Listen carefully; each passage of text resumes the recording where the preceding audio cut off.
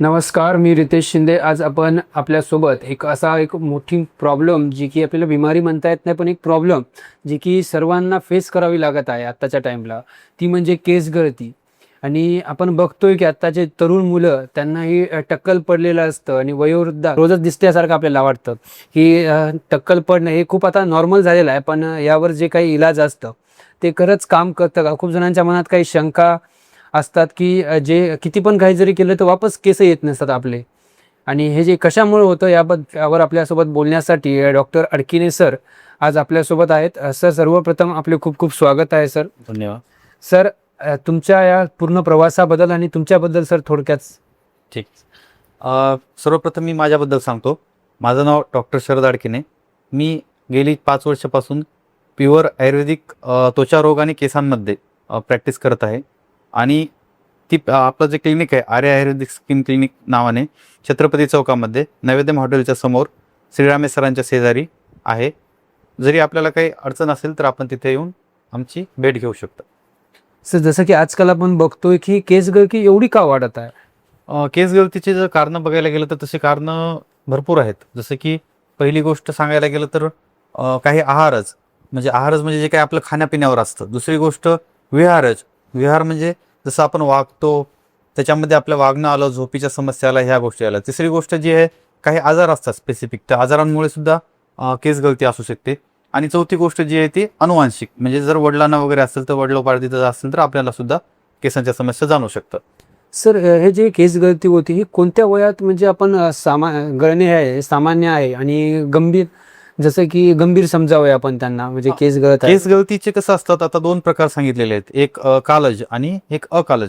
कालज म्हणजे कसे, जे वयानुसार होतात. जसं की आपण बघतो बऱ्याच म्हणजे वयस्कर व्यक्तींमध्ये जसं की 60+ 50+ जर झाले तर केस गळायला सुरुवात होतं. काही काही जणांना टक्कल पडायला लागतं. ते आता वयानुसार झाल्यामुळे ते एक साहजिक आहे.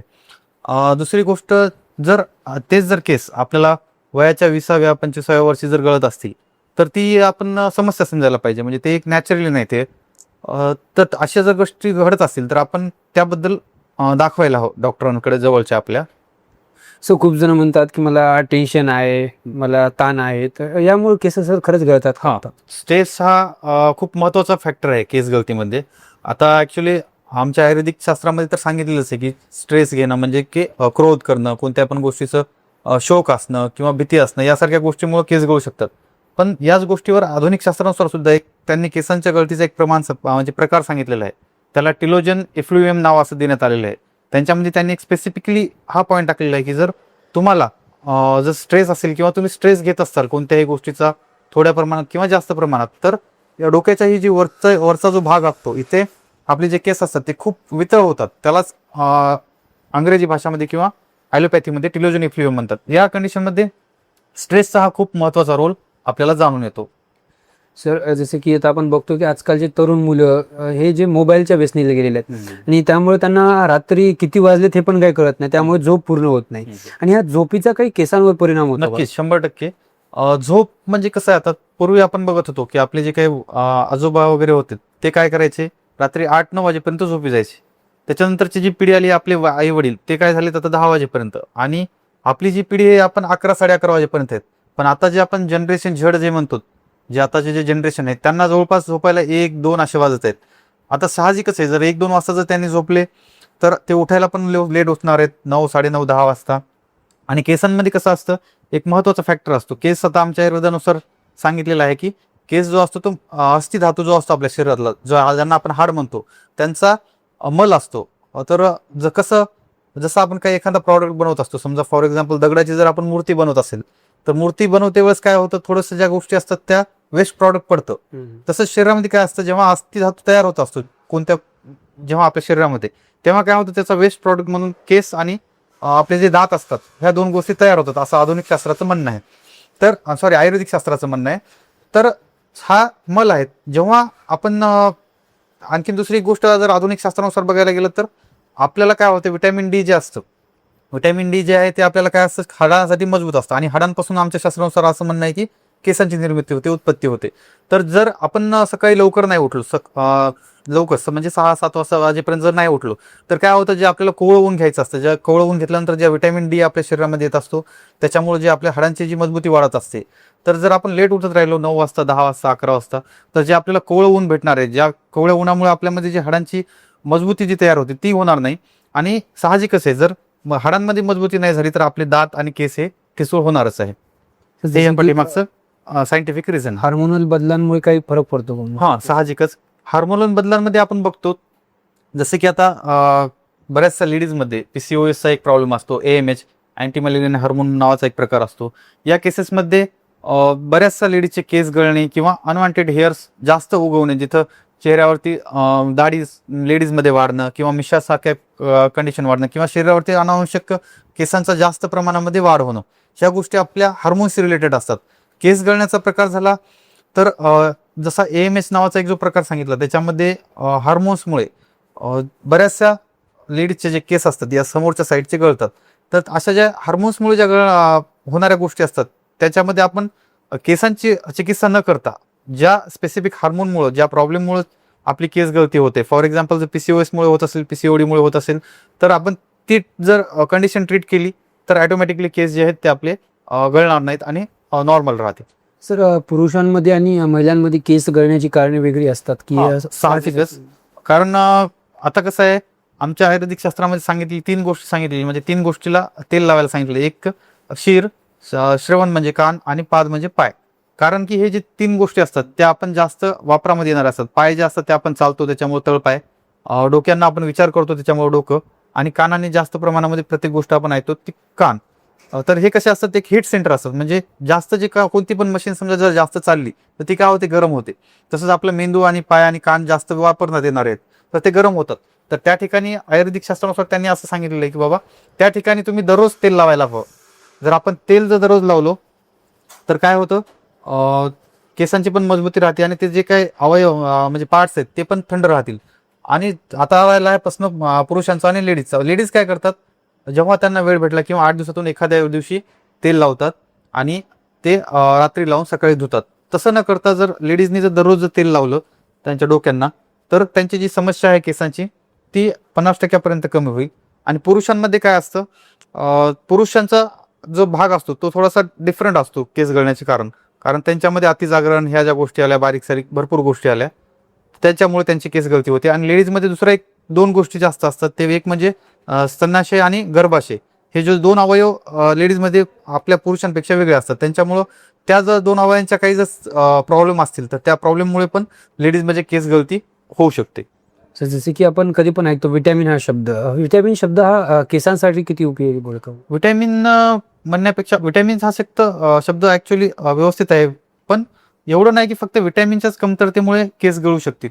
कारण विटॅमिनच्याच कमतरतेमुळे जर केस गळत असतील तर आपण फक्त विटॅमिन दिलं तर केसांची जी काही समस्या आहे ती म्हणजे दुरुस्त व्हायला हवी. पण तसं नसतं. केस गळतीच्या पाठीमागे भरपूर काही गोष्टी असतात.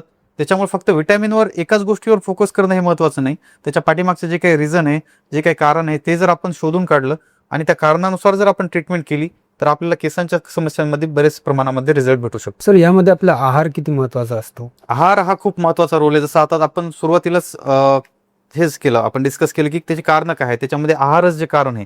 आता बरेचसे आपण बघतो, आता जे काही जनरेशन आहे किंवा कोणी पण आजकाल फॅट झालेलं आहे, जसं की पिझ्झा, बर्गर वगैरे हे बाहेरचं फूड्स खायचं, फास्ट फूड खायचं. फास्ट फूड म्हणजे आपण काय म्हणतो की जे लवकर बनतं त्याला आपण फास्ट फूड म्हणतो. पण आपण त्याची व्याख्या कशी करायला पाहिजे, जे आपल्याला लवकर पचल ते आपण फास्ट फूड समजायला पाहिजे. पण आपण त्याची तशी व्याख्या न करता जे तयार होतं लवकर, जे 2 मिनिटामध्ये मॅगी तयार होतं, तर त्याला आपण फास्ट फूड म्हणतो. आणि जी कोणती गोष्ट जी लवकर तयार होते ती शरीरासाठी घातकच असते. आता जसं की दह्याचा जो पहिला प्रकार होता, आपण दही काय करायचो, पहिले दूध घ्यायचो, त्याचं साय काढायचो, साय काढून त्याला विरज घालायचो, विरज घातल्यानंतर दही करायचो. तर त्या दह्यामध्ये आणि आता फ्रीजमध्ये आपण दूध घेऊन जर एक खाना आलेला आहे फ्रीजमध्ये, जर आपण सहज दूध ठेवलं तर ते दूध काय होते, अर्धा 1 तासामध्ये त्याचं दही व्हायला लागले दुधाचं. तर जी कोणती फास्ट गोष्ट आहे, तर या दह्याची क्वालिटी पहिल्या दह्यापेक्षा साहजिकच म्हणजे एकदम निच्च दर्जाची असणार आहे. त्याच्यामुळे जी काही गोष्ट टाइम घेते ती गोष्ट आपल्यासाठी आणि आपल्या शरीरासाठी चांगलीच आहे. त्याच्यामुळे जे काही आपला आहार आहे त्या आहाराबद्दल आपण विचार करूनच गोष्टी घ्यायला पाहिजेत. दुसरी गोष्ट म्हणजे आहारांमध्ये आपण जे काही व्यक्ती खारट खातात, जास्त प्रमाणामध्ये लवण म्हणजे मिठाचं जे प्रमाण यूज करतात, तर मीठ कसं असतं शरीरामध्ये जाऊन जे आपला रक्त धातू असतो त्यांना दूषित करणार असतो. आणि जे काही मीठ जास्त प्रमाणामध्ये वापरतात त्यांचे जे केस असतात ते लवकर पिकायला लागतात, म्हणजे पिवळी पडायला लागतात आणि गळायला सुद्धा लागतात. मीठ हे जे आपल्याला दररोजच्या आहारामध्ये घ्यायलाच हवं, पण मीठ कसं घ्यायला हवं, थोड्याशा मात्रेमध्ये. जसं की आपण फॉर एक्झाम्पल थोडंसं जरी मीठ दुधामध्ये टाकलं तर काय होतं, पूर्ण दूध सडून जातं. तसंच जर आपल्या आहारामध्ये आपण जेवढं आवश्यक आहे त्याच्यापेक्षा जास्त थोडंसं एक चिमटभर जरी मीठ घेतलं तरी पण ते आपल्यासाठी जसं दूध सडायला मदत करतं, तसंच ते आपल्या शरीरातील बाकीच्या पण अवयवांना किंवा केसांना त्रास द्यायला सुरुवात करतं. जसं की सर आता 1-2 वर्षाची मुलं किंवा त्याच्यापेक्षा 10 वर्षे 15 वर्षाची मुलं जे आहेत त्यांचेही केस आपण पांढरे होताना बघत आहोत. तर हे लक्षणं केस गळतीची म्हणता येतील का? नाही, केस गळती म्हणण्यापेक्षा केसांची समस्या आहे. जर केस एका वयानुसार स्पेसिफिक 40 वर्षानंतर जर केस पांढरे होत असतील तर त्याला आपण वयानुसार होणारी एक समस्या म्हणू शकतो. कारण वयानुसार केस आणि जी त्वचा असते ती सुरकुत्या पडणं, केस पांढरे होणं हे एक जास्त वय होण्याची लक्षणं असतात. पण जर हेच केस 5-10 वर्षाच्या मुलांमध्ये होत असतील पांढरे, तर ही एक समस्या आहे, त्यांच्याकडे लक्ष द्यायला हवं. अशा विद्यार्थ्यांमध्ये काय असतं माहिती आहे का, जेव्हापासून जे लहानपणापासून असतात तेव्हापासून त्यांचं कसं असतं, आता आजकाल पहिलं शाळेमध्ये गावातील नर्सरीमध्ये जायचे लेकरं खेळायचे, हसायचे, बागडायचे, यायचे. पण आता नर्सरीपासून असं हे झालेलं आहे की आपल्याला सगळ्यांनाच एक सवय पडलेली आहे की बेल वाजली की जेवण करायचं, बेल वाजली की चहा प्यायचा, बेल वाजली की पाणी प्यायचं. तर अशा गोष्टी न होता जेव्हा आपल्याला तहान लागेल तेव्हा आपण पाणी प्यायला हवं, जेव्हा भूक लागेल तेव्हा आपण जेवण करायला हवं. आणि ते जे हे आहे केस पिवळे होणं, त्याच्यामध्ये दुसरं एक कारण काय असतं, तर आपण लहानपणापासून बघतो कोणी पण पाहुणे आलेत की ते काय करतात, आपल्या मुलाला चिप्स घेऊन येतात किंवा मग जास्त प्रमाणात चॉकलेट किंवा मग वेफर्स यांचं जे प्रमाण आहे किंवा बाहेरचं जे काही नूडल्स वगैरे असेल त्याच्यामध्ये काय असतं, तर मिठाचं प्रमाण हे जास्त असतं साहजिकच. आणि त्याप्रमाणे जर ते मीठ घेत असतील, जास्त प्रमाणामध्ये जर बाहेरचं खात असतील तर त्यांचे केस गळणं हे म्हणजे केस पिकणं हे साहजिकच आहे. आणि अशा जर समस्या असतील तर तसंच या गोष्टींसोबतच त्या मुलांमध्ये थोडंसं व्हिटॅमिनच्या पण कमतरता असतात, त्याकडे पण पालकांनी लक्ष द्यायला हवं. जर या गोष्टीपासून जर आपल्याला मुक्तता जर पाहिजे असेल तर आपण आपल्या मुलाला बाहेरचे जे काही प्रॉडक्ट्स असतात, चिप्स, वेपर्स वगैरे, हे पूर्णतः बंद करायला हवे. याच्यासोबत आमच्या आयुर्वेदामध्ये च्यवनप्राश नावाचं एक अवलेह भेटतं, त्याचा जर आपण अर्धा चमचा जर मुलाला दररोज दिलं तर जे काही केस त्यांचे पिकलेले असतात ते केस रिव्हर्स सुद्धा व्हायला लागतात. आणि लहान मुलांमध्ये जर केस पांढरे झाले असतील त्यांच्यामध्ये आपण रिझल्ट हे खूप छान प्रकारे देऊ शकतो. सो खूप जणांना हे पाणी म्हणजे कमी पितात पाणी, तर त्यामुळे पण काही केस गळती वगैरे आता काही? पाणी पिण्याचा आपण आताच प्रश्न मांडला, जसं की फॉर एक्झाम्पल पाणी केव्हा प्यायला पाहिजे, जेवण कधी करायला पाहिजे, जेव्हा आपल्याला भूक लागेल तेव्हा आपण जेवायला पाहिजे आणि जेव्हा आपल्याला तहान लागेल तेव्हा पाणी प्यायला पाहिजे. आपण काय आहेत, मनुष्य प्राणी आहोत, म्हणजे आपण प्राण्यांमध्ये आलो. जर आता मनुष्य प्राणी सोडून दुसरे जर आपण प्राणी बघितले तर ते प्राणी काय करतात, जेव्हा तहान लागली तेव्हा ते पाण्याकडे जाऊन पाणी पितात. तुम्ही आता पाणी पाजवलात, परत जर आपल्या जनावरांना शेतातील गाय म्हैस बैल वगैरे जर असतील त्यांना आता पाणी पाजवलं लगेच आपण पाण्यावर जर नेलं तर ते पाणी पित नाहीत. तर आपण त्या प्राण्यांमध्येच आहेत, आपण पण प्राणी बनायला हवं. म्हणजे जेव्हा आपल्याला भूक लागेल तेव्हाच आपण जेवायला हवं, जेव्हा आपल्याला तहान लागेल तेव्हाच पाणी प्यायला हवं. आणि पाणी जास्त पिल्यामुळे केस गळतील असं काही नाही, पण जर आपण अनावश्यक जर जास्त पाणी पिलं तर केसांची समस्या होऊ शकते. कारण जेव्हा नको आहे तेव्हा जर पाणी पित राहिलं तर जी आपली जठराग्नी असते, जी पचवण्यासाठी जी काम करते, पोटातली जी अग्नी असते, जर आपण वारंवार पाणी पित राहिलो तर ती जठराग्नी जी असते ती मंद होते आणि मंद झाल्यामुळे पचनक्षमता कमी होऊन आपल्या केसांवर त्याचा परिणाम नक्कीच होतो. त्याच्यामुळे जेवढं लागते तेवढंच पाणी प्रत्येकाने प्यायला हवं असं माझी. जरी आयुर्वेदामध्ये जी केसांवर जी ट्रीटमेंट केली जाते ती कशा प्रकारे केली जाते? आयुर्वेदामध्ये केसांची ट्रीटमेंटच्या भरपूर प्रकार सांगितलेले आहेत आणि आयुर्वेदाने जे काही गोष्टी सांगितल्यात त्या ॲलोपॅथीने पण सांगितलेल्या आहेत. पण ॲलोपॅथी जी आहे आता जस्ट रिसेंटली आलेली आहे आणि आयुर्वेद आम्ही मानतो की 5-7 हजार वर्षापूर्वीच आहे. त्यांनी सगळ्या केसांना एकच नाव नाही दिलं की केस म्हणून. त्यांनी डोक्याच्या केसांना केस दिलेले आहे, शरीरावरती जे आपल्या हातावरचे जे बारीक बारीक केस असतात त्यांना लोम म्हणलेलं आहे, श्मश्रू म्हणलेलं आहे आणि दाढी मिशांच्या केसांना वेगळं नाव दिलेलं आहे. प्रत्येक केसांना त्यांनी वेगवेगळं नाव दिलेलं आहे. आणि त्यांचं आयुर्वेदानुसार असं म्हणणं आहे की जे काही केस असतात ज्या ज्या ठिकाणी असतात ते त्या ठिकाणाच्या अवयवांसाठी महत्त्वाचा रोल करतात. जसे की आपल्या काखेतील जे केस असतात त्यांना जर असं आयुर्वेदामध्ये सांगितलेलं की जर त्यांना आपण कापत राहिलो तर त्यांनी काय होतं, आपले जे शोल्डर्स असतात, ते कांदे जे असतात ते मजबूत होतात जर आपण त्यांची व्यवस्थित काळजी घेतली, त्याचं क्लीननेस वगैरे ठेवली तर. दुसरी गोष्ट म्हणजे लेडीजमध्ये जर ब्रेस्टमध्ये वगैरे जर गाठी वगैरे तयार होत असतील, जर आपण रेग्युलरली काखेतील जर जे काही केस वगैरे असतात अनावश्यक ते जर ते काढले तर तिथलं जे गाठीचं प्रमाण वाढणार असतं ते पण त्याच्यामध्ये पण मदत होऊ शकते लेडीजला. दुसरी गोष्ट जी आहे, तर आता ट्रीटमेंटचा भाग झाला. दुसरी गोष्ट म्हणजे ट्रीटमेंटमध्ये काय असतं तर शिरोधरा, शिरोबस्ती आणि दुसरी जे काय बस्ती नावाचा प्रकार असतो त्याच्यामध्ये आम्ही काय करत असतो, गुदद्वाराद्वारे जे काही ते म्हणजे औषधी असते ती आम्ही पेशंटमध्ये देत असतो. तर त्या बस्तीचे खूप छान प्रकारे रिझल्ट आहेत. जसं की कोणती पण गोष्ट जर आपण ओरली जर घेतली तर ती काय होते, डायजेस्ट होऊन आणि पोटामध्ये जाण्यापेक्षा जिथं की आसी धातू होतो, आमच्या शास्त्रानुसार म्हणणं आहे की पक्वाशय म्हणजे जो काही आतड्याचा शेवटचा भाग असतो तिथून अस्थि धातू निर्माण होतो आणि तिथपर्यंत जी काय आपण मेडिसिन घेतो ओरली ती जायला भरपूर वेळ लागतो. तिथपर्यंत जाण्यासाठी तिला काय होतं, बऱ्याचशा प्रोसेसमधून जावं लागतं, तेव्हा ती शेवटी पोहोचते. आणि बस्तीमुळे काय होतं, जी आपण बस्ती देतो ती डायरेक्टली तिथं पोहोचते आणि तिथं पोहोचल्यामुळे जे काही अस्थि धातू असतो तो अस्थि धातू मजबूतरित्या तयार होतो आणि अस्थि धातू तयार झाल्यामुळे चांगला साहजिकच आहे आपले केस आणि दात सुद्धा चांगले दिसायला लागतात. सो खूप जणांना सवय असती रोज शॅम्पूनं केस धुणे, तर ते योग्य आहे का सर? शॅम्पू बद्दल मी आणखी एक गोष्ट सांगतो.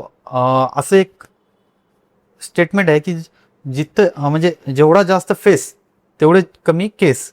म्हणजे आपण काय करत असतो, शॅम्पू लावण्याची पद्धतच आपल्याला कोणी सांगत नाही. शॅम्पू लावण्याची पद्धत कशी असते, शॅम्पू पहिल्यांदा एक मगा घ्यायचा, मगामध्ये पाणी घ्यायचं, त्यामध्ये शॅम्पू टाकायचा, त्याला हलवायचं आणि जो काही वरचा फेस होतो तो फेस बाहेर काढून खाली जे पाणी असतं ते पाणी आपण डोक्यावरती घेऊन केस वॉश करायचे असतात. पण आपण काय करतो, सरळ शॅम्पूची पुडी घेतो किंवा शॅम्पू घेतो आणि सरळ डोक्यावर टाकतो आणि वरनं शॉवर असतो त्याच्यामध्ये काय करतो आपण, तसंच केस वॉश करतो, केसांवरती फेस करतो. आपल्याला वाटतं जास्त फेस झाला की आपले जास्त केस चांगले होतील, पण ही चुकीची पद्धत आहे. जर जेवढा जास्त आपण फेस कराल शॅम्पूचा तेवढं आपले केस गळतील. आणि शॅम्पूचा वापर असं नाही की नाहीच करायला पाहिजे. 15-20 दिवसांनी जर आपण शॅम्पूचा वापर करत असेल तर चांगली गोष्ट आहे. शॅम्पूचा वापर जास्त प्रमाणात जर केलं तर जास्त आपले केस गळणार, ही गोष्ट मात्र नक्कीच आहे. सर आयुर्वेदिक शॅम्पू निवडावा की केमिकल पासून बनलेला? आता आयुर्वेदिक शॅम्पू जर म्हणायला गेला तर आयुर्वेदामध्ये आपल्याला शॅम्पूची गरजच नाही. ऍक्च्युली जे ड्रग सांगितलेले आहेत आपण, शॅम्पू ही कंडिशन आता आलेली आहे 50-60 किंवा 70-80 वर्षापूर्वी. याच्या अगोदर आपले आजोबा वगैरे जे होते ते काय करायचे, केस धुवायचेच. कशाने धुवायचे, आपले शिकेकाई, रेठा, ज्या वनस्पती ज्या असतात त्या आपल्याला आपल्या घराच्या बाजूलाच असतात. पण आपल्याला आता काय झालंय, आपण मॉडर्न बनत चाललो, त्याच्यामुळे आपण त्या वस्तूंचा किंवा त्या वनस्पतींना विसरत चाललो. जर तुम्ही शिकेकाई किंवा रेठा यांचं जर पाणी केलात आणि पाण्याने जर केस धुतलात तर त्याने आपल्याला नॉर्मल प्रमाणामध्ये थोडासा फेस पण होतो आणि आपले जे केस असतात ते आपल्या शॅम्पूपेक्षा पण एकदम मोफतमध्ये छान प्रकारे वॉश सुद्धा होतात. त्याच्यामुळं जर आपल्याला आयुर्वेदिकच पद्धतीने केस धुवायचे असतील तर आपण त्यामध्ये रेठा आणि शिकेकाई याचा आपण वापर करू शकतो. सो खूप ॲडव्हर्टाइजमेंट येतात की आमचं तेल लावा केस येतील, आणि खूप काही ॲडव्हर्टाइजमेंट दाखवलं बी जातं की असं एक टकला व्यक्ती असतो त्याला केस तेल लावलं की केस येतात. हे खरंच सर असं जे तेल लावल्याने खरंच केस येतात का? तेल लावल्याने केस येतात किंवा नाही हा एक कॉन्ट्रोवर्सियल क्वेश्चन आहे. पण तेल हे आपण जसं पहिलं सांगितलं, जसं शिरस श्रवण पादेशू म्हणजे डोक्यांना, कानांना आणि पायांना केस तेल हे दररोज लावायला हवं. तर त्यामुळे प्रत्येकानं तेल हे डेली बेसिसवर लावायलाच हवं. आणि तेल जर आपण लावत राहिलो तर काय होतं, आपले जे केस असतात ते मुलायम मऊ राहतात. आपलं जे स्काल्प असतं त्याच्या खालची जी त्वचा असते तिथं पण वृक्षता न होता, जसं की आपण शेतामध्ये बघतोय उन्हाळ्यामध्ये जर बघितलं, जेव्हा पाऊस वगैरे नसतो, पाणी दिलेलं नसतं शेतीला, शेती कशी होते अशी क्रॅक होते, तिथं काय होतात भेगा पडतात. तसंच जर आपण केसांना तेलच जसं लावत नसेल तर काय होतं, तिथं पण ती पण शेवटी त्वचा आहे. फॉर एक्झाम्पल आपण बघतो की आपल्या आजोबा वगैरे जे चामडीची लेदर घालायची तर मेलेली त्वचा असायची, म्हणजे चामडी जी असायची तिला पण ते काय करायचे, 8 दिवसातून एकदा तेल लावायचे. त्याच्यामुळे काय व्हायची, ती व्यवस्थित राहायची. नाही लावलं तर अशी कोंबडून बसायची. तर ती मेलेली त्वचा आहे, आपली तर जिवंत त्वचा आहे. मेलेल्या त्वचेला सुद्धा जर तेल लागत असेल तर आपल्या पण त्वचेला तेल लागणारच आहे. त्याच्यामुळे प्रत्येकानं जे स्काल्प आहे स्काल्पला तेल लावायलाच हवं. जर तुम्ही लावत राहिलात तर तुमच्या जे भेगा पडणार आहेत आपल्या स्किनला, त्या भेगा नाही पडणार. भेगा नाही पडल्यामुळे केसांची जी क्वालिटी ती चांगली राहणार आणि केसांमध्ये वाढ सुद्धा होणार. त्याच्यासाठी प्रत्येकानं केसांना तेल हे लावायलाच हवं. सर गरम पाण्याने केस जर धुतले तर केस म्हणजे गळतात किंवा डॅमेज होतात का? आता आमच्या आयुर्वेदिक शास्त्रामध्ये सांगितलेलं आहे शास्त्रोक्त पद्धतीने की बाबा जे काही केस असतात केसांवरून किंवा डोक्यांवरून आपण गरम पाणी नाही घ्यायला हवं. पाणी घेऊ शकतो पण कोमट पाणी घेऊ शकतो. जर तुम्ही जास्त गरम पाणी घेत राहिलात तर केसांना ही इजा साहजिकच होणार आहे. त्याच्यामुळं जेवढं आपण कोमट पाणी घेईल तेवढं कोमट पाणी घ्यायचं. आणि जे काही शॉवरचं जे पाणी असतं त्याचा आपण शक्यतोवर यूज हा कमी करायला हवा. कारण शॉवरचं कसं असतं, जास्त फोर्सनं पाणी पडतं डोक्यावरती आणि पाणी पडल्यामुळे केस गळती ही वाढत असते.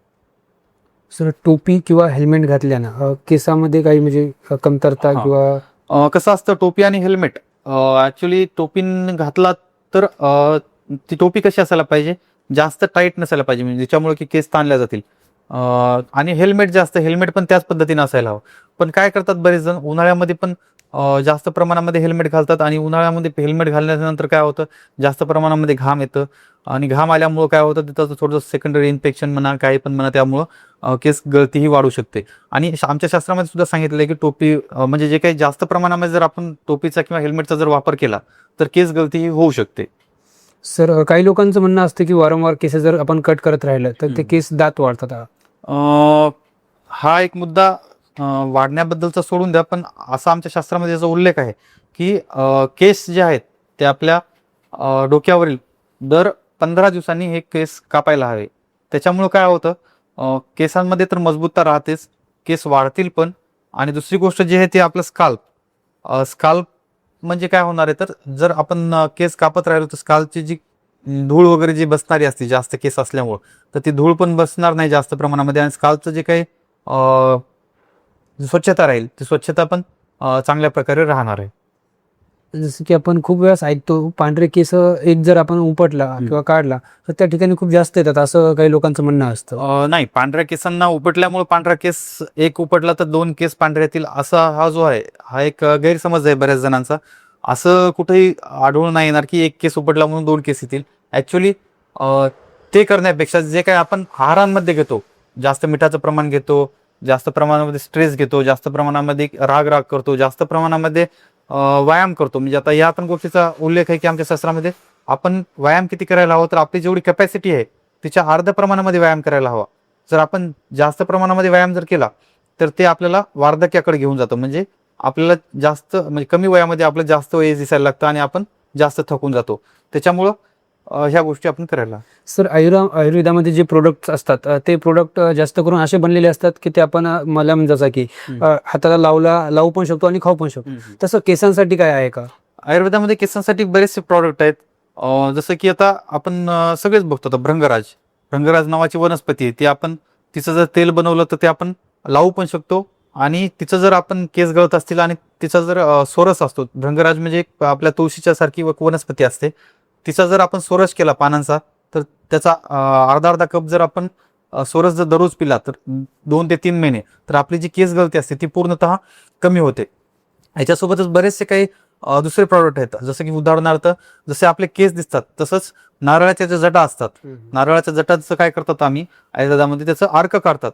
जर त्याचा अर्क काढून जर आपण घेतलं तर जे काही आपले केस असतात केस गळती सुद्धा थांबते. तसंच केसांसारखी दुसरी गोष्ट दिसणारी म्हणजे वडांच्या ज्या जटा असतात, वडांच्या जटा सुद्धा कशा असतात आपल्या केसांसारख्या दिसतात. तर त्यांच्यापासून पण जर आपण तेल बनवलं 3 पाकी 4 पाकी असं जर तेल असतं तर तेल बनवून जर आपण आपल्या केसांना जर लावत राहिलो तर आपली जी केस गळती असते ती सुद्धा थांबायला सुरुवात होते. सर केस गळतीसाठी कोणत्या तपासण्या करायला लागतात? केस गळतीसाठी तपासण्या भरपूर असतात. जसे की थायरॉइड एक आलं, थायरॉइडमुळे पण केस गळू शकतात. दुसरी गोष्ट झाली शुगरमुळे पण केस गळण्यापेक्षा चिकट होतात. चिकट म्हणजे त्याच्यामध्ये जटा टाईपच्या समज म्हणजे जटा जशा होतात, आपण बघतो की साधू जे असतात नागा साधू वगैरे त्यांच्या जसं जटा असतात तसे केस आपल्या पुरुषांमध्ये किंवा लेडीजमध्ये शुगरमुळे होऊ शकतात. त्यासोबतच दुसऱ्या ज्या काही विटॅमिनच्या ज्या केसेस असतात, जसं आपण आतापर्यंत बोललो की कॅल्शियमची पण तपासणी करायला हवी. कॅल्शियम कमी आहे जास्त आहे. त्याच्यासोबत दुसरं जे एक असतं आयरनचं सप्लिमेंट म्हणजे फेरस म्हणून एक नावाची तपासणी असते, सिरम फेरिक म्हणून, ते पण आपण करायला हवी. म्हणजे त्याच्यामध्ये आपल्याला शरीरातलं लोहाचं प्रमाण आपल्याला कळतं. त्याच्यासोबत दुसरा जो असतो अनेमिया नावाचा, त्याच्यामुळे आपण CBC मध्ये आपल्याला HBचं प्रमाण कळतं. या सगळ्या गोष्टी ज्या असतात त्या आपण केसांच्या समस्यांमध्ये टेस्टसाठी यूज करतो. सर औषधांनी जे केसाला आपल्याला टक्कल पडलेले असतं ते पूर्ण म्हणजे त्या ठिकाणी केस येऊ शकतात का? आता केस गळण्याचे जे असतात भरपूर स्टेजेस आहेत, जसं की first stage, second stage, fourth stage, fifth stage आणि सेव्हन्थ स्टेजपर्यंत अशा स्टेजेस आहेत. आता फोर्थ ते फिफ्थ स्टेजेसपर्यंत आपण काय करतो, औषध गोळ्यांनी जे असतात जे काही केस गळलेले असतात त्या केसेस आपण रिकवर करू शकतो. पण फिफ्थ सिक्स्थ स्टेजमध्ये जेव्हा जातात केस, त्या सिक्स स्टेजपर्यंत आधुनिक शास्त्रानुसार सुद्धा आपण हेअर ट्रान्सप्लांट करू शकतो. पण जेव्हा केस जे आहेत ते लास्टच्या स्टेजमध्ये सेवन स्टेजमध्ये जेव्हा जातात तेव्हा आपण त्या केसेसमध्ये ट्रान्सप्लांट सुद्धा करू शकत नाही. आणि राहिली गोष्ट आयुर्वेदिक उपचाराने, तर जिथपर्यंत मेडिसिनने आधुनिक शास्त्रानुसार फोर्थ फिफ्थ स्टेजपर्यंत आपण जे केस रिव्हर्स आणू शकतो, त्याच प्रकारे आम्ही आयुर्वेदामध्ये सुद्धा 3 ते 6 महिन्यामध्ये जे काही केस गेलेले असतात ते आम्ही रिव्हर्स आणण्यामध्ये मदत करतो. त्याच्यासाठी जसं आपण पूर्वी जो बस्तीचा जो उपक्रम सांगितलेला आहे, तो बस्तीचा उपक्रम या गोष्टींमध्ये खूप छान प्रकारे मदत करतो आणि 3 ते 6 महिन्यामध्ये बऱ्याचशा केसेस येऊन जातात. सर ह्या ज्या स्टेजेस असतात केस गळतीच्या या कशा ठरवल्या जातात? केसांच्या ज्या स्टेजेस आहेत, समोर फर्स्ट स्टेजला फक्त थोडीशी ही जी आपली लाईन असते ही थोडीशी पाठीमागे जाते.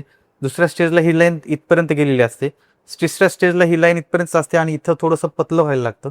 फोर्थ स्टेजला काय होतं, ही लाईन इथपर्यंत जाते आणि इथं पूर्णतः टक्कल पडतं, एवढेच केस राहतात.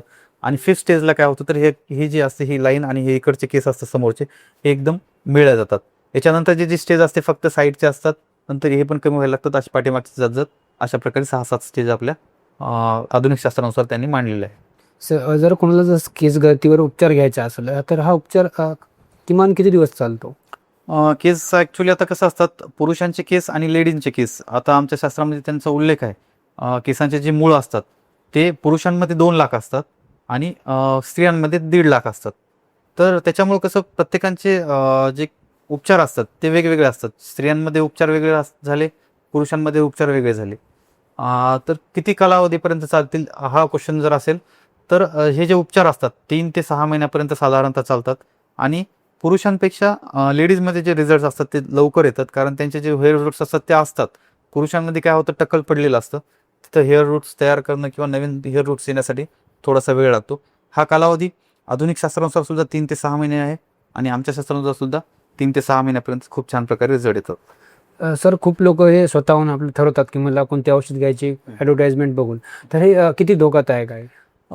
जे ॲडव्हर्टाईज बघून ठरवतात त्यापेक्षा त्यांना माझा असा सल्ला राहील की आपल्या जवळच्या डॉक्टरकडे जाऊन त्यांनी केसांबद्दल माहिती घ्यायला हवी, म्हणजे कोणतं केस किंवा कोणतं तेल आम्हाला सूट होईल.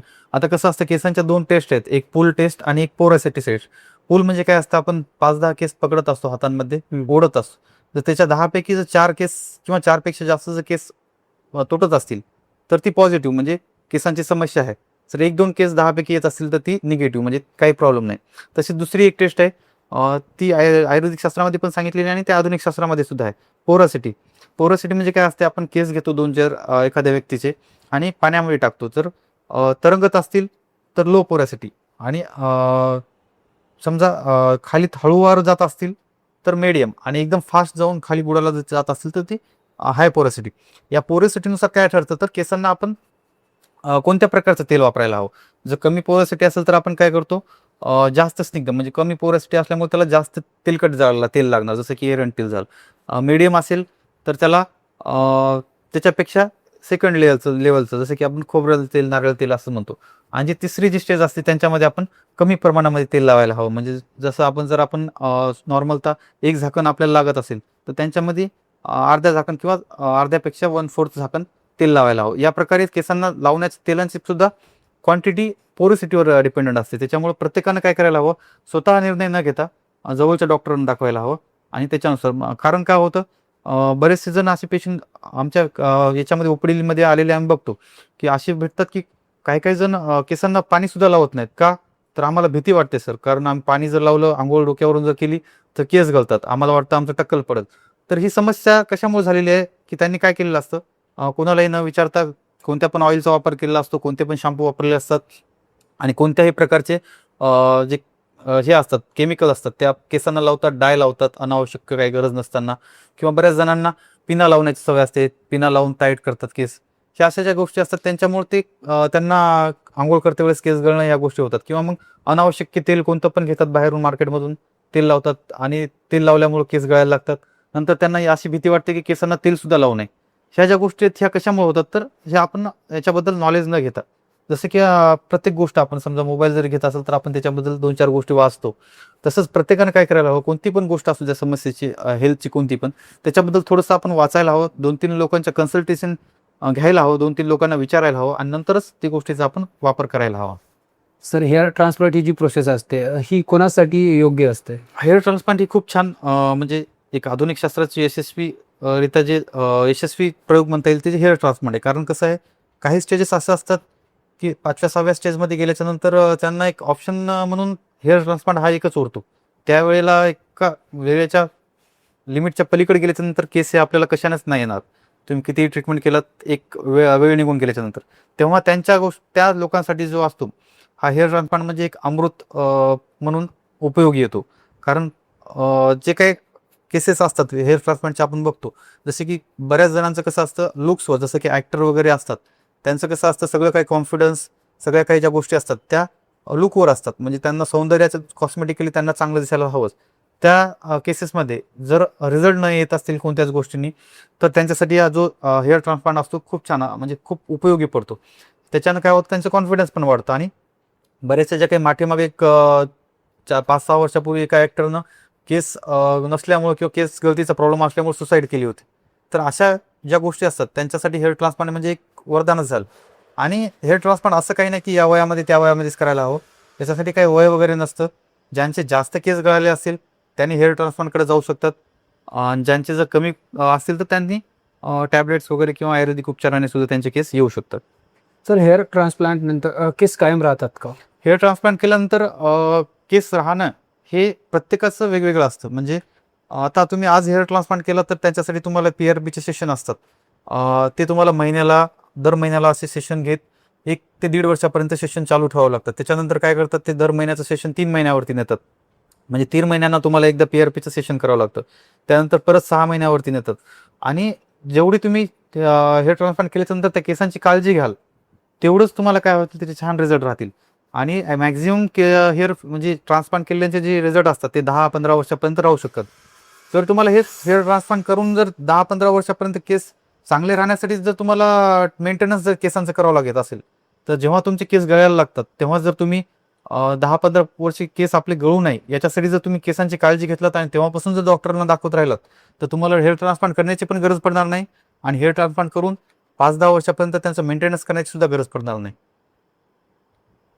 सर जसे की आपण म्हणतो डॅन्ड्रफ, हा डॅन्ड्रफ आणि केस गळतीमध्ये काही संबंध आहेत का? हां, डॅन्ड्रफचा आणि केस गळतीचा खूप जवळचा संबंध आहे. कारण कसं आहे, जे स्काल्प असतं, तर जसं आपण अगोदर एक उदाहरण दिलं, जसं की जी आपली जमीन असते, जमिनीवर जर पाणी वगैरे नसेल पडलं तर क्रॅक्स पडतात. तसंच जर आपल्याला जमिनीमध्ये काही धान्य उगवायचं असेल आणि त्याच्यामध्ये जर जास्त प्रमाणामध्ये कचरा वगैरे जर असेल आणि आपल्याला पेरणी यंत्र जर घालायचं असेल, तर काय होतं, पेरणी यंत्र अडकतं किंवा चालत नाही, यासारख्या गोष्टी होतात. तसंच डॅन्ड्रफ जो असतो तो केसांमध्ये जास्त प्रमाणामध्ये राहिला तर तिथून काय होतं, कंडिशन वाढत राहतात. म्हणजे एक तर केस गळती वाढणं, तिथून सेकंडरी त्याच्यापासून डॅन्ड्रफपासून दुसरे जे आजार होणं, जसं की सेबोरिक डर्मॅटायटिस असते, या प्रकारचे आजार होतात.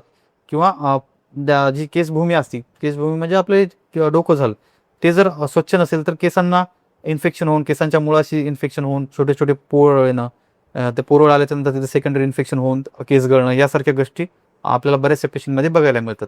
आणि याच्यासाठी सर्वात सोपा उपाय बघायला गेलं तर आपण भीमसेनी कापूर जो असतो तो नारळाच्या तेलामध्ये, आपण जे कोकोनट तेल वापरतो, खोबरेल तेल, त्याच्यामध्ये टाकून पण जर लावलात तरी पण खूप छान उपयोगी होतं. आपलं दुसरं एक मार्केटमध्ये करंज तेल भेटतं, त्याच्यामध्ये जर भीमसेनी कापूर लावून तुम्ही वापर केला तरी पण खूप छान रिझल्ट डॅन्ड्रफच्या केसेसमध्ये येतात. आणि त्याच्यानंतर ती दुसरी गोष्ट म्हणायला गेलं तर आपला जो हे असतो कडुलिंबाचं जे तेल असतं, ते मार्केटमध्ये कुठं पण भेटतं. ते जरी आपण लावलात तरी पण तुमची जी सामान्य डॅन्ड्रफची कंडिशन असेल त्याच्यापासून तुम्हाला आरामात म्हणजे जे काही उपचार असेल ते मिळून जातात. सर खाज आणि केस गळती जर एकत्र असेल तर काय करावं? खाज आणि केस गळती म्हणजे कसं असतं, खाज ही एका गोष्टीमुळे केसांना म्हणजे डोक्याला नाही येत. त्याच्यामध्ये बऱ्याचशा केसांमध्ये खूप कंडिशन असतात. जसं की आपण म्हणतो फंगल इन्फेक्शन, जसं आपल्या शरीरावरती फंगल इन्फेक्शन असतं तसंच डोक्यामध्ये पण एक प्रकारे फंगल इन्फेक्शन होतं. तर त्या फंगल इन्फेक्शनमध्ये काय असते, कोरियन नावाची एक गोष्ट असते, कोरियन नावाचा एक प्रकार असतो. त्याच्यामध्ये काय होतं, खपल्या धरतात, डोक्यामध्ये खपल्या धरल्या जाते. तर तशा खपल्या धरल्या तर खाज सुटते आणि खाजेमुळं केस गळायला लागतात. दुसरी कंडिशन सेबोरिक डर्मॅटायटिस आहे. त्याच्यामध्ये पण बरेचसे जे काही केस असतात त्या कंडिशनमुळे खाज सुटल्यामुळे केस गळायला लागतात. तिसरी कंडिशन जी आहे सोरेसिस. सोरेसिस नावाचा आजार जो असतो तो आपल्या डोक्यापासून सुरुवात होत असतो आणि डोक्यामध्ये खवले धरलेले जातात. त्याच्यामध्ये असा एक सिल्वरी कलरचा म्हणजे आपला सोनेरी चांदीच्या कलर सारखा बारीक पुठ्ठा निघतो आणि चट्टे पडलेले असतात. त्याच्यामध्ये पण खाज असते आणि खाज असल्यामुळे त्या कंडिशनमध्ये सुद्धा केस गळायला लागतात. पण जेव्हा ज्या कंडिशनमुळे केस गळतात ती कंडिशन जेव्हा पूर्णतः कमी होते तेव्हा ऑटोमॅटिकली केस सुद्धा यायला लागतात.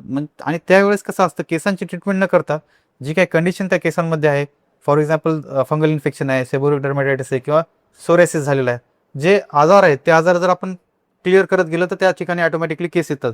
त्या कंडिशनमध्ये आपल्याला त्या खाजेवरती उपचार करणं महत्त्वाचं आहे, केसांवरती नाही. सो केस गळणे हे कॅन्सर किंवा अजून काही गंभीर आजारांचे लक्षण असू शकतात. साहजिकच आता आपल्याला सगळ्यांना माहिती आहे, आपण कॅन्सर झाल्यानंतर काय करतो, केमोथेरपी घेत असतात बरेचसे पेशंट. आणि जे पेशंट किंवा लेडीज केमोथेरपी घेतात त्यांचं आपण बघतो की टक्कल पडलेलं असतं. तर ते कशामुळे होतं, तर ते त्या केमोथेरपीच्या एजंट्समुळे होतं. आणि दुसरी गोष्ट म्हणजे दुसरे जे काही कोरिलेटेड आजार असतात, जसं की आता आपण पूर्वी थोडंसं सांगितलं होतं. आता काय असतं, जो मेल पॅटर्न बाळनेस असतो तो हार्मोन्समुळे होतो. दुसरी गोष्ट जसं आपण म्हणलो एएमएच मध्ये काय होतं, स्त्रियांच्या समोर म्हणजे एएमएच म्हणजे एक तो हार्मोन असतो, त्याच्यामुळे काय होतं, समोरचे जे केस असतात ती खूप विरळ होतात, पातळ होतात. दुसरी गोष्ट अनेमियामुळे काय होत असतात, हे जे पाठीमागचे जे केस असतात ते ब्रेटल होतात, म्हणजे छोटे छोटे छोटे छोटे दिसायला लागतात आणि या साईड पासून केसांची गळती व्हायला लागते. समोरचे केस राहतात पण इथूनच टक्कल पडायला लागतं. त्याच्यासोबत तिसरी जी गोष्ट आहे, कॅल्शियम डिफिशियन्सी. ज्यांच्यामध्ये कॅल्शियम डिफिशियन्सी त्यांच्यामध्ये काय होतं, इथलचे जे केस असतात ते विरळ व्हायला लागतात. त्याच्यानंतर दुसरी जी गोष्ट आहे, पीसीओएस मध्ये सुद्धा बऱ्याचशा लेडीजचे काय होतात, केस वाढतात किंवा जास्त प्रमाणामध्ये गळायला लागतात. यासारख्या गोष्टी आपल्याला बऱ्याच गोष्टीमध्ये आढळून. सर जर ही केस गळती टाळायची असेल तर ह्यासाठी 5 टिप्स काय असतील? सर्वात महत्त्वाची टिप्स जी आहे, मिठाचं प्रमाण प्रत्येकानं आपल्या लिमिट्समध्येच घ्यायला हवं, जास्त प्रमाणामध्ये नका. दुसरी गोष्ट आहे, जे आपण जास्त अतिजागरण करतो, अतिजागरण जे होतं ते कमी करायला पाहिजे. तिसरी गोष्ट जी आपण जे अनवॉन्टेड स्ट्रेस असतो, बिनकामाचा स्ट्रेस घेतो किंवा जास्त प्रमाणामध्ये स्ट्रेस घेतो, तो स्ट्रेस नाही घ्यायला पाहिजे. चौथी गोष्ट, जे काही आपला म्हणजे दगदग किंवा व्यायाम जो असतो, एक्सरसाइज म्हणण्यापेक्षा आपण जे काही अनवॉन्टेड एक्झर्शन करतो म्हणजे दगदग करतो, ती दगदग प्रत्येकाने कमी करायला हवी. आणि शेवटचा 5वा जो मुद्दा आहे तो म्हणजे प्रत्येकाने केसांना तेल हे दररोज लावायलाच पाहिजे. सर सोशल मीडियावरील कोणते हेअरफॉल दावे फसवे असतात? सोशल मीडियावरती आता आपण जसं पूर्वी डिस्कशन केलं, प्रत्येकच गोष्ट ही विश्वास ठेवण्यासारखी नसते आणि प्रत्येकच गोष्ट ही फसवी सुद्धा नसते. बऱ्याचशा गोष्टी मागे तथ्य पण असतात. आणि आजकाल कसं झालेलं आहे, आपल्याला जी काही माहिती भेटते ती सोशल मीडियाद्वारेच भेटणारी झालेली आहे आजकाल. कारण आज आपण दोघं बसलो तर आपल्याला आता एकाच गोष्टीवरती आपण डिस्कस करणार, पण दुसऱ्या गोष्टीवरती बोलायला आपल्या दोघांना पण वेळ नसतो. कारण तुमचे काम पडलेले असतात, माझे काम पडलेले असतात. आपण ज्या वेळेस ज्या गोष्टीसाठी भेटलो ती गोष्ट आपण बोलतो आणि निघून जातो. पूर्वी कसं असायचं, बऱ्याच सगळ्यांकडे वेळ असायचा, 4-5 माणसं बसायचे, त्यावेळी डिस्कशन व्हायचं, बाबा मला असा आजार आहे, मला या गोष्टीसाठी आहे, कुठं दाखवा काय नाही, याबद्दल डिस्कशन व्हायचं. पण आजकाल नाही, आजकाल सगळेजण मोबाईलमध्ये असतात. जरी आपण रिलॅक्स जरी असलो, 4 जण जरी बसलो तरी आपण 4 जण काय करतो, मोबाईल बघत असतो. तर त्याच्यामुळे काय झालं, प्रत्येक गोष्ट आपल्याला मोबाईलवरती दिसायला लागली. आणि जे काही सोशल मीडियावरचे जे दावे आहेत त्याच्यापासून आपल्याला माहिती पण भेटते, पण त्या दाव्यामागील सत्यता आपण ओळखायला हवी. जर कसं असतं, बरेचसे काही मार्केटमध्ये प्रॉडक्ट असे असतात की तिथं लॉजिकच नसतं, म्हणजे काही डॉक्टरकडून म्हणजे प्रिस्क्राईब नसतात किंवा डॉक्टरनं तयार केलेले नसतात. तर आपण हेल्थबद्दल किंवा केसांबद्दल जात असू तर ते माणूस केसांमध्ये तज्ज्ञ आहे का, त्यांना केसांबद्दल काय माहिती आहे का. आता पाठीमागच काल परवाच एक ब्युटी क्रीमच्या बद्दल तुम्ही ऐकलं असेल न्यूजमध्ये, की नागपूरच्याच काहीतरी लेडीजचे 17-18 लेडीजची किडनींवरती इफेक्ट पडला.